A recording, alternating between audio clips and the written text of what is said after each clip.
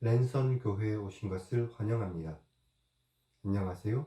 슬기로운 신앙생활, 매일 하나님과 친밀한 교제를 나누는 묵상, 메밀묵 한정민 목사입니다. 우리는 한 배에 탔다라는 속담이 있는데 그 말은 우리는 한 팀이다 라는 말과 같습니다. 이겨도 함께 이기고 져도 함께 진다는 뜻이죠. 이렇게 흥망성쇠를 함께 할 수밖에 없는 사이라면 서로 경쟁하고 질투하고 다투는 것은 어리석습니다. 나는 흥하고 너는 쇠해야 한다는 그런 못된 생각을 버리고 함께 잘되기 위해서 노력해야 한다는 것이죠. 더 나아가 우리 그리스도인들이 나는 쇠하더라도 너는 흥해야 한다라는 생각으로 살아간다면 그곳에는 하나님의 아름다운 사랑이 부르듯이 일어나게 될 것입니다. 그리고 하나님의 놀라운 역사가 일어나게 되겠죠.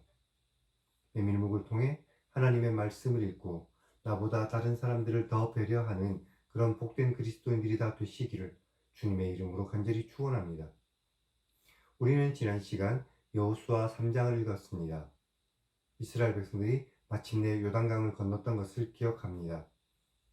오늘은 여호수아 4장을 읽겠습니다.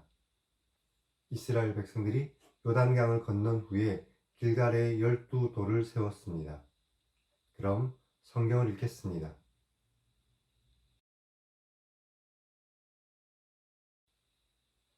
그 모든 백성이 요단을 건너가는 것을 마치자 여호와께서 여호수아에게 말씀하셨습니다.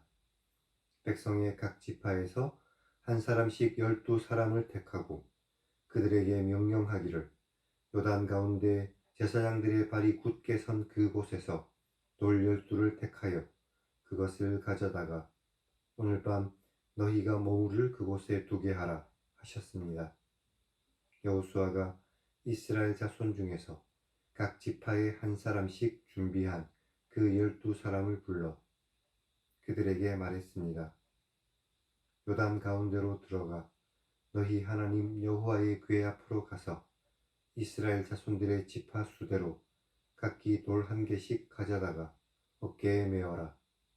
이것이 너희 중에 표징이 될 것이다.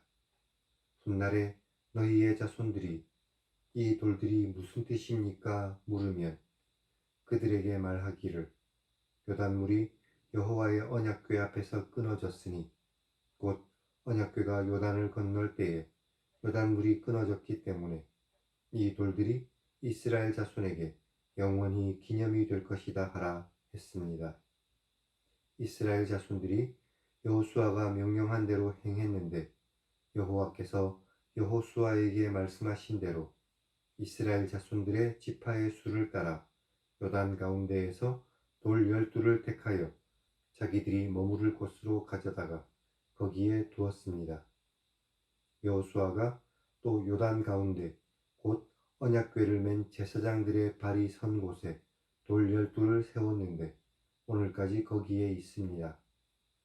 또 여호와께서 여호수아에게 명령하셔서 백성에게 말하게 하신 일, 곧 모세가 여호수아에게 명령한 일이 다 마칠 때까지 궤를 맨 제사장들이 요단 가운데에 서 있고 백성은 속히 건넜으며 모든 백성이 건너기를 마친 후에 여호와의 궤와 제사장들이 백성의 눈앞에서 건넜으며 르우벤 자손과 갓 자손과 므낫세 반 지파는 모세가 그들에게 말한 것 같이 무장하고 이스라엘 자손들보다 앞서 건너갔으니 무장한 4만 명 가량이 여호와 앞에서 건너가 싸우려고 여리고 평지에 이르렀습니다.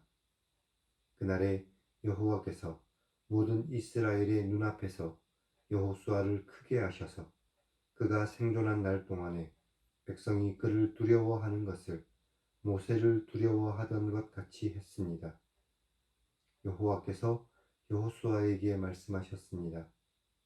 증거궤를 맨 제사장들에게 명령하여 요단에서 올라오게 하라 하셨습니다. 여호수아가 제사장들에게 명령하여 요단에서 올라오라 하자 여호와의 언약궤를 맨 제사장들이 요단 가운데에서 나오며 그 발바닥으로 육지를 밟는 동시에 요단물이 원래 흐르던 곳으로 도로 흘러서 전과 같이 언덕에 넘쳤습니다. 첫째 달 10일에 백성이 요단에서 올라와 여리고 동쪽 경계 길갈에 진을 쳤고 여호수아가 요단에서 가져온 그 12돌을 길갈에 세우고 이스라엘 자손들에게 말했습니다. 후일에 너희의 자손들이 그들의 아버지에게 이 돌들은 무슨 뜻입니까? 라고 물으면 너희는 너희의 자손들에게 알게 하여 말하기를 이스라엘이 마른 땅을 밟고 이 요단을 건넜기 때문이다. 너희의 하나님 여호와께서 요단물을 너희 앞에서 마르게 하셔서 너희를 건너게 하신 것이 너희의 하나님 여호와께서 우리 앞에서 홍해를 마르게 하시고 우리를 건너게 하신 것과 같았으니 이것은 땅의 모든 백성에게 여호와의 손이 강하신 것을 알게 하며 너희가 너희의 하나님 여호와를 항상 경외하게 하려 하신 것이다 하라.